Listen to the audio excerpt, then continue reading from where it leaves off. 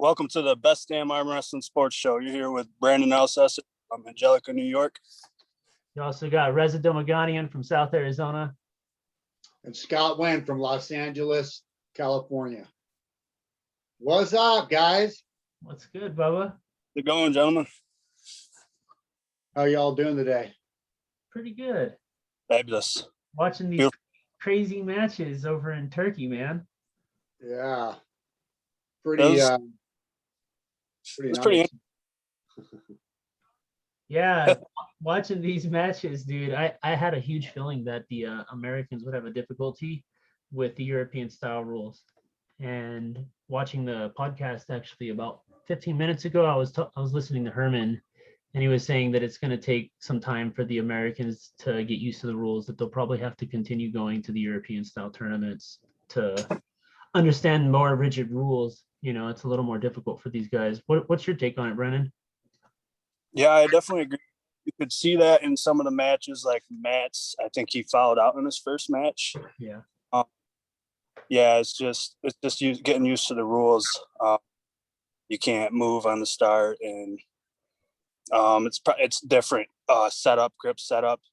You got to get your grip instead of close your thumbs, close your hands, move. So I think Matt's definitely really used to that, and I think it made a difference in his match with Hermes. Yes. The second match, I think it was, he actually got a higher webbing. That seemed to be the difference in each of the matches, was the webbing height. Like that I noticed. Like every match that Hermes won, he had a higher webbing, and the match that Matt won, he had a higher webbing. So I think the setup made the difference in that match. Of course, I always believe getting your webbing either higher or your index knuckle higher in some way with your webbing gives you a lot of leverage control. And I just didn't expect Hermes to have that much control inside with the wrist function. You know, every match it seemed like Matt was running it underneath, you know, and he was lucky under the European style rules that he didn't get intentional slips for essentially almost closing his hand and trying to run for the straps, you know. Right. Yeah, I could see how he got away with it slightly, because he was kind of rolling into his fingers a little bit too, instead of just trying to pull away. Yeah. It was a close call. Yeah. So what do you think about Tony's match? I missed the first one. What happened? Yeah, the first match, right armed, Tony could not engage any kind of pronation or back pressure, and the kid literally just controlled him inside. And then the second match, our last episode, we were actually speaking to Crosmere, and Crosmere said his left hand has a really good top roll, and he definitely proved it today. The kid flashed him essentially left-handed, and then I believe like their fourth match after he had sustained his win, he even put Tony into a hook and hooks him. And then the last match, Tony wants to go top roll for top roll, and essentially it just has so much power off the go that Tony couldn't do anything with him. Yeah, he seemed pretty quick to me. Yeah. Tony like load in the straps more, and I think the other guy just likes to just go, ready, go. Yeah, the Europeans, they're more explosive because they don't load it much, you know. Right. I think they have very light setups, and when you do load with them, they tend to use diversion pressure. So they'll like push inside and snap outside, or pull back and snap inside on you, and you know, in the setup, you're pulling back on him, and he just suddenly changes the pressure. Now, something that I've been watching is your career actually over the last few years in arm wrestling. Do you want to explain how you've been doing in the last few years? Like what got you into the sport? Who got you into the sport? You know, first big tournament you've gone to? Yeah, just real quick. I just want to put my little my 2 cents in the matches, if you're okay with that. Yeah, go for it.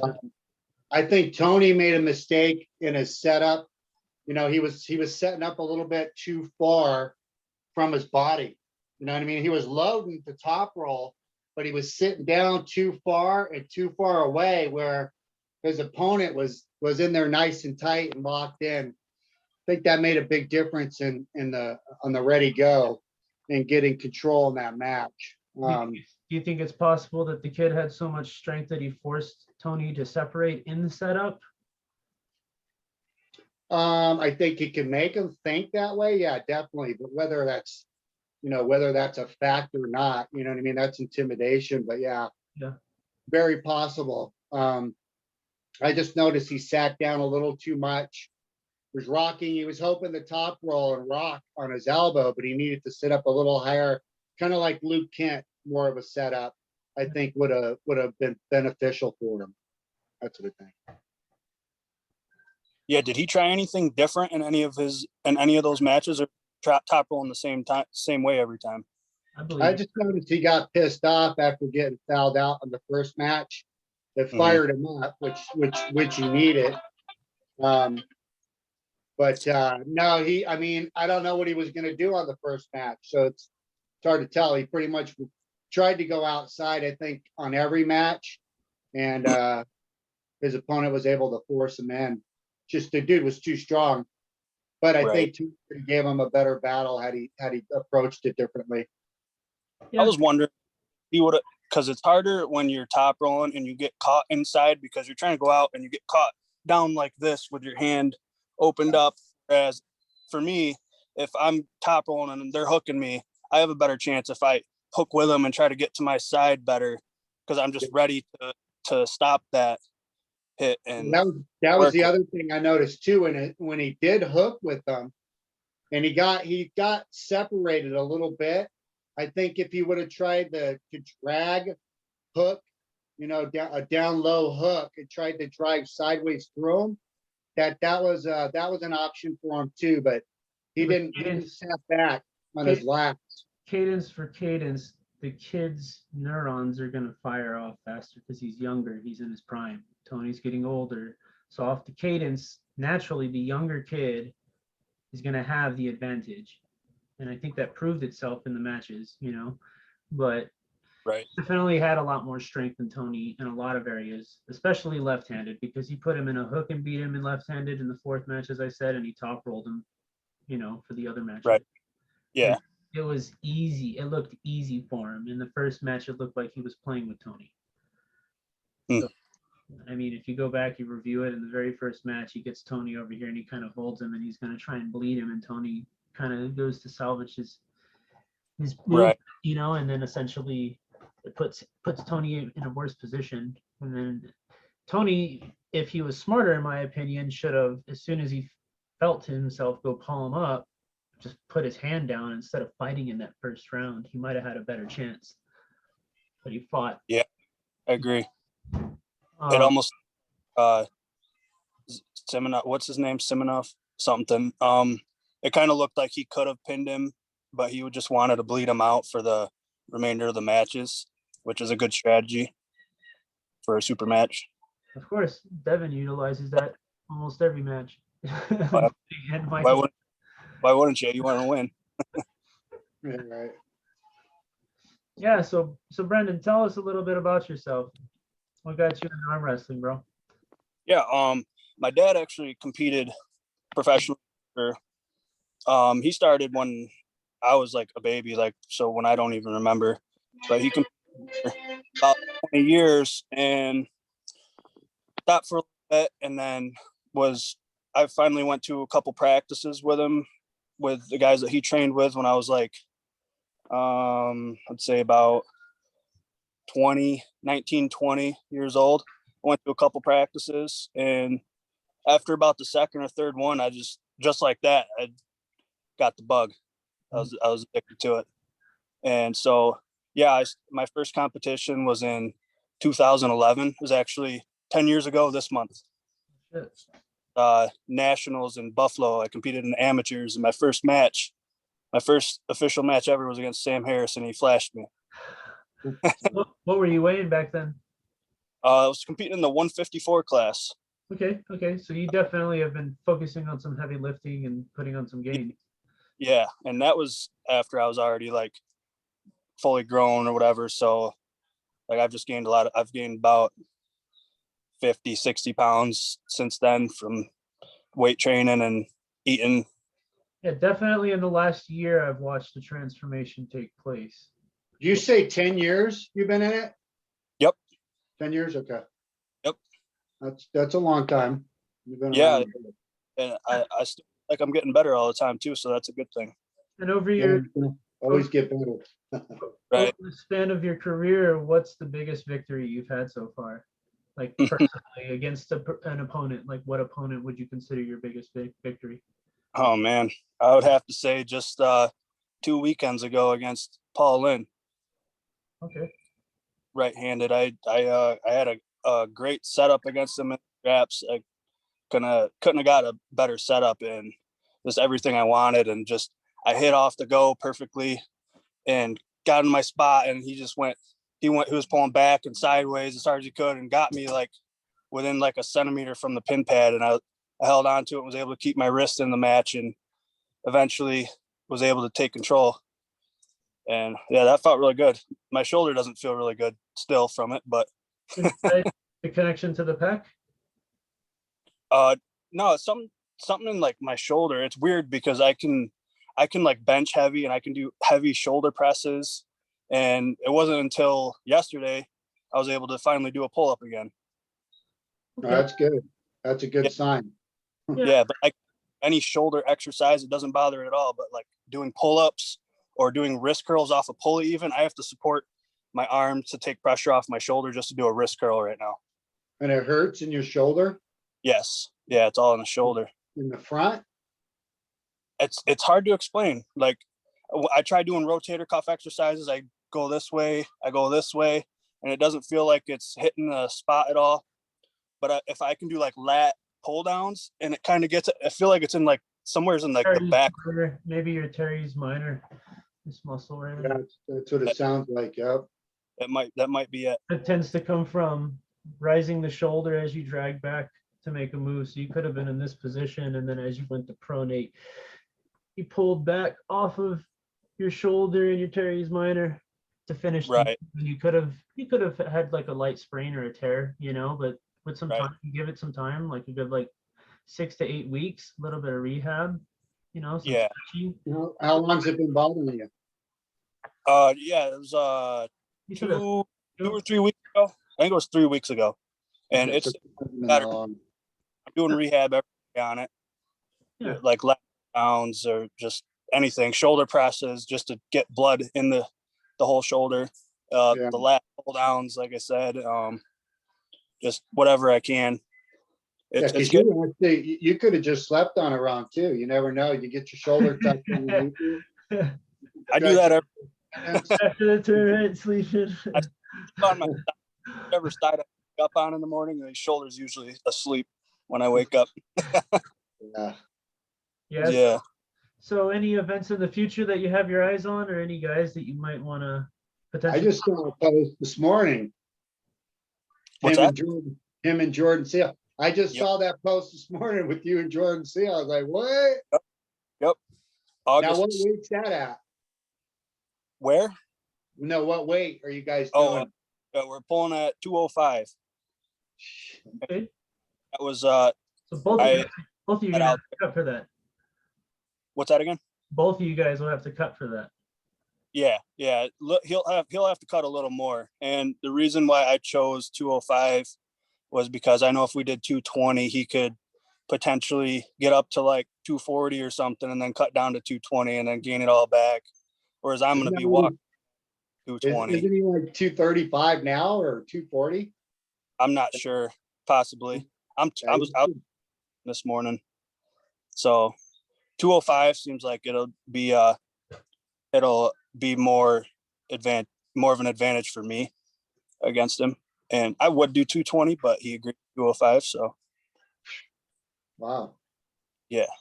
I'm Have you- surprised he wants to drop that much. Have you ever pulled Jordin before? I have. I believe he was just coming off of an injury. It was at WL Regionals. I think it was Regionals or something like that in Chicago. Chicago, yeah. Several You years. beat me in Chicago. You Yeah. and Jordin. You and Jordin took me out, I believe. You know what? That may have been separate hands because Tony Kotowski beat me as well. Hmm. But yeah, you beat me. That was my first taste of you, and I was like, "Damn, this boy's strong." Yeah, that was probably like 5 or 6 years ago or something. That was a long time ago. Yeah, it's been a minute. But yeah, I pulled Jordin. We slipped and went to the straps, and I actually took his wrists in the straps. He ended up coming back. It was a war. He ended up coming back and winning. But I'm a lot stronger now than I was then. And as for him, he was just coming off of injury, or so I hear, or whatever. So he's a lot stronger too. Right-handed? So yeah, right-handed. Right-handed That was- match? Yep. And what's your game plan? Are you gonna focus on? Well, obviously you're not going to give everything away, but you're going to focus on your hand mostly, pronation, supination, wrist flexion, lats, pec. Mostly, well, what's gotten me most of my wins is going to be my initial game plan. So I mean, like I said, I don't want to give everything away, but I'm definitely training my hand and wrist as much as I can, and Good thing. we'll see how it goes. I got a few options. I'm pretty versatile with my right arm, so Yeah, if you definitely. maintain the training that I've been watching you do, you're going to definitely continue to exceed most people's expectations. Right, I definitely feel on top of my game right now. I'm really excited for this match. So who was your last loss? Who was that to? Hmm. That was a long time ago, huh? Okay, so the last tournament I pulled, I won my weight class. I beat Kevin Robertson in the finals. We had a pretty tough match, and I beat him, and then jumped up into the super heavyweights and pulled Paul Talbot my first match, and he beat me. And then, yeah, so Paul Talbot was actually my last loss. That was left or right-handed? Pull him fresh, I think it would be a lot better of a chance if we were both fresh. That was the week after he beat Justin Bishop, and also the week after I pulled that round robin with Mike Gallo and Paul Passmore. So neither one of us were fresh. Plus, I pulled Kevin Robertson right before that. So when did you change your name to Rebecca Isaacs? This isn't my phone. Okay. My 1% one was down to one. Asked me if I wanted to Zoom, so yeah.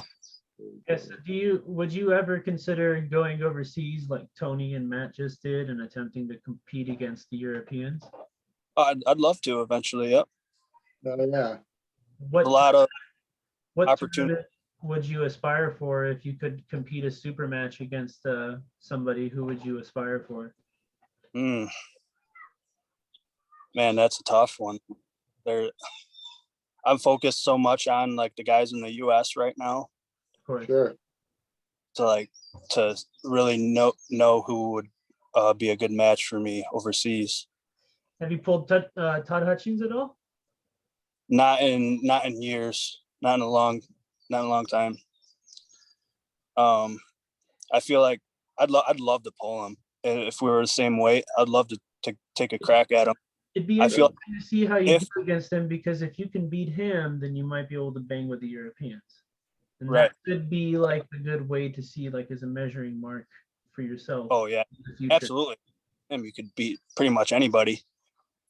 I feel like the biggest thing would be I'd have to crack his wrists, and because I feel like I have a lot of holding power if I got somebody's wrist cracked open. Yeah, that's one guy that option's not always the best option. That's true. He can pull with his hand, especially if he gets the straps. He'll try and maintain that connection. Yeah, that's when his side pressure becomes most effective, I think, is when his wrist is compromised just that little bit where you think like, hi, yeah, I like this. Yeah, but like what, you don't want to go inside with him.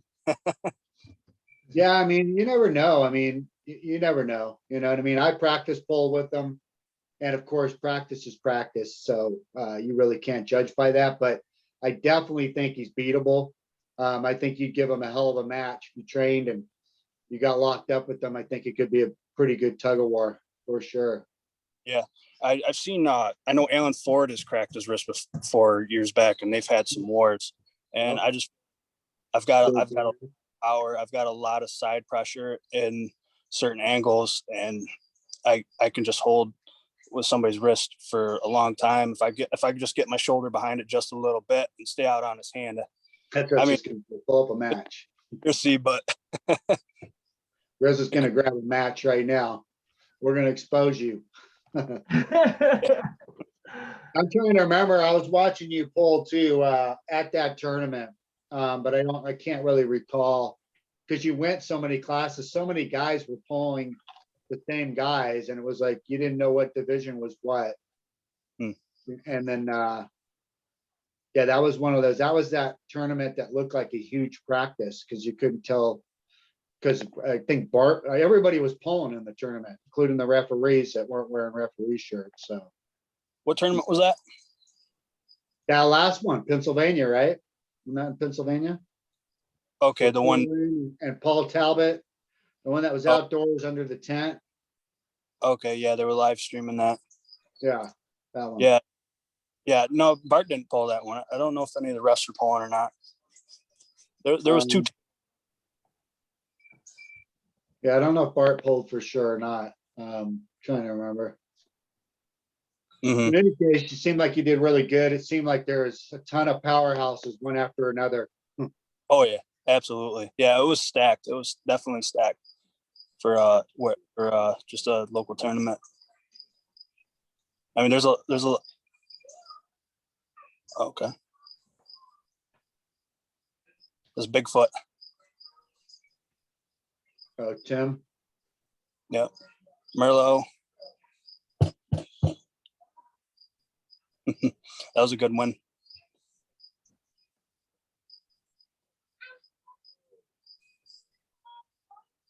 Chris Myers. He's been around for years, long time. Yeah, no, he's a beast. There's no doubt about it. Where I started.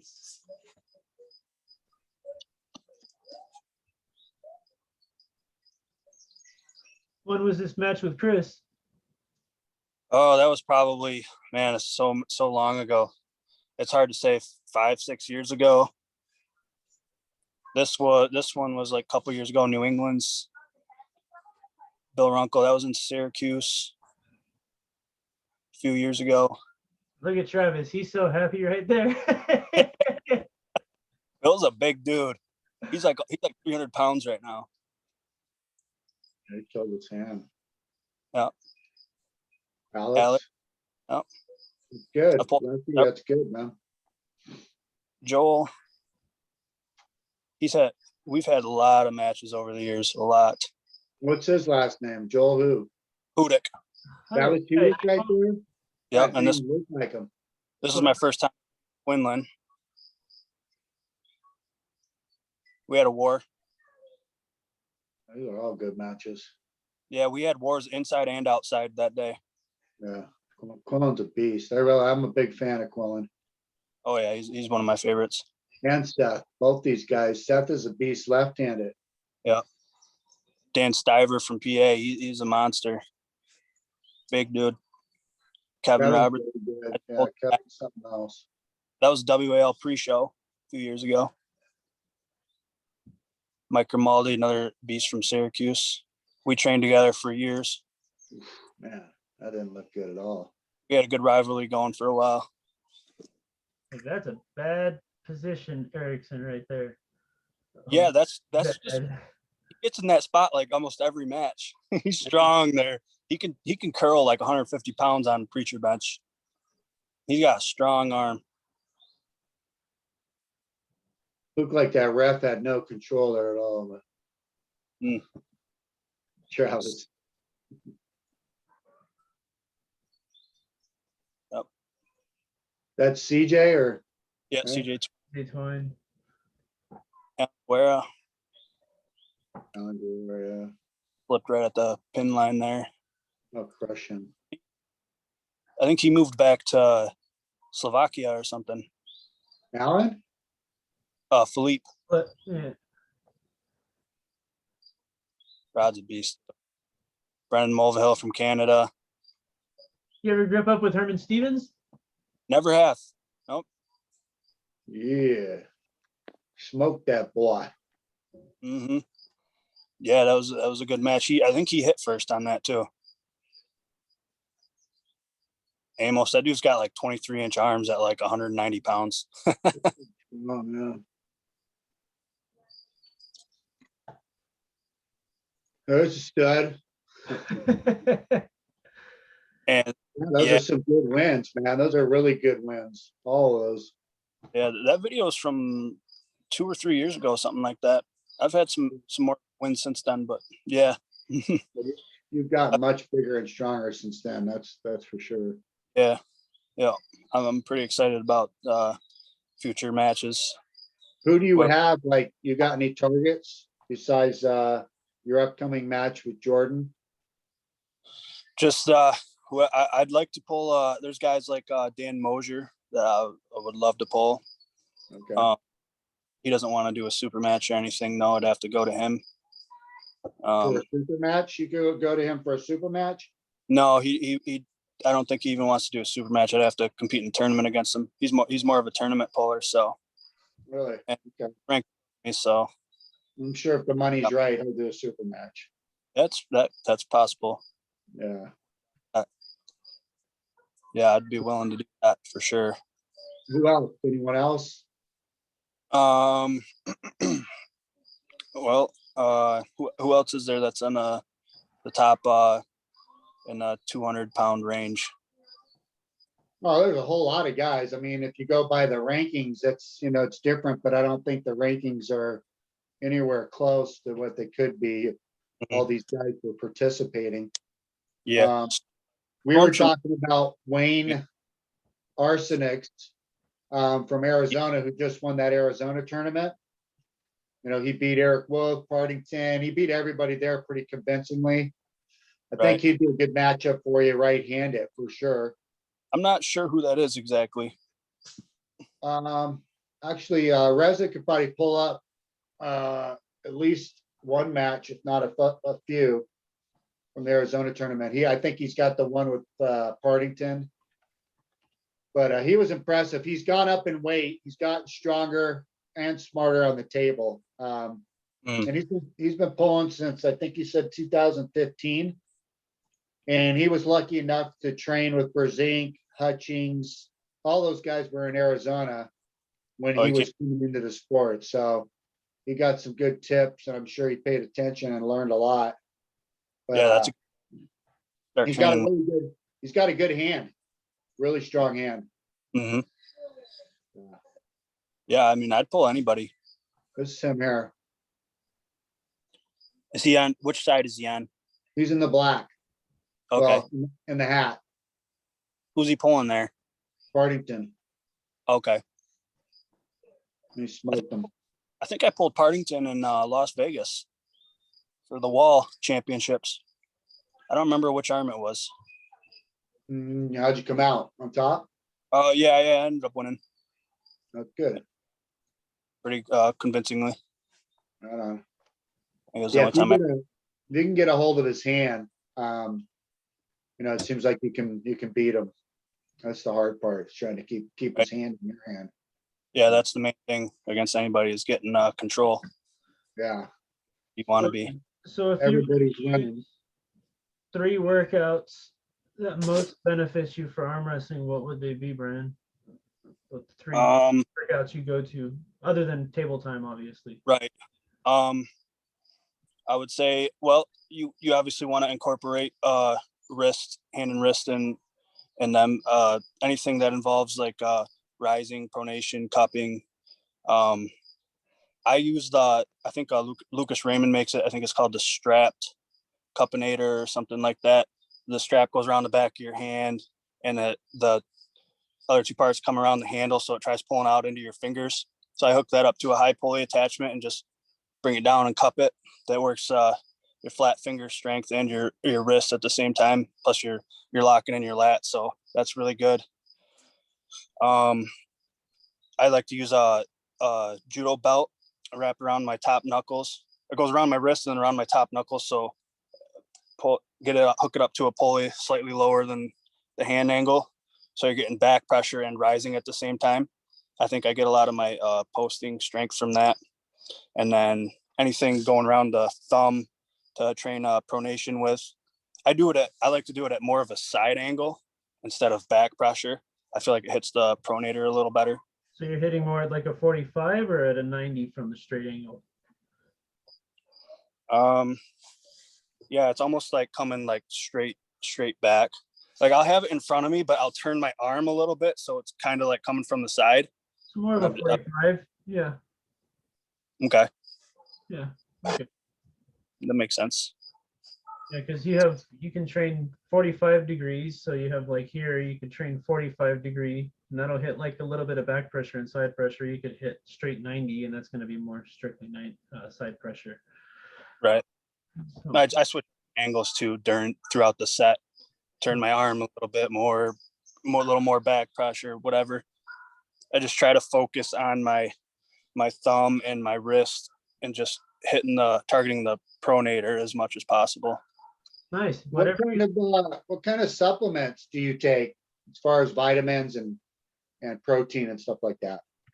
I've taken vitamins in the past. I don't really take a lot of vitamins anymore. Mostly just creatine and protein powder plus pre. We lost your video, Bubba. Oh, there you go. am I back? Okay, there's a phone call. Been. So yeah, pretty much just pre-workout creatine and protein powder. The only supplements that I'm taking. Very cool. But that's not a supplement. I drink eggs before work every morning because I don't have time to. And you run? Do you run like Rocky too? No, I did like my first 2 or 3 years, but I stopped doing that. Yeah. It doesn't really help for arm wrestling at all. So. Do you do anything for cardio? What's that? Do you do anything for cardio besides just your workout? I haven't specifically in a long time. I probably should get back into it at some point just for overall health and whatnot. Yeah, endurance. Yeah, it's good for endurance. But squatting heavy is cardio, if you ask me. Yeah. Well, Brandon, good luck in your match that's coming up against Jordin. It's definitely going to test you, and I think if you do take this match, it's going to set your name even further out there, and make some guys really question if they want to pull you. So Right. yeah, That's what I don't want them to want. How much time we got, Reza? 3 minutes. 3 minutes. Okay, real quick, just a few questions for you. A membership league, kind of like a union league. What's your thoughts on a league that would provide payouts through the memberships that are paid in? So $120 a year, 5,000 members, $600,000 a year in payouts. Is that something that sounds interesting to you? Something you'd be involved in? I mean, I'm open for whatever helps the sport grow and can provide like more payouts, opportunities for the athletes and whatnot, better tournaments. I think the hardest part would be getting 5,000 people to sign up for that, especially if they win. Why do you say that?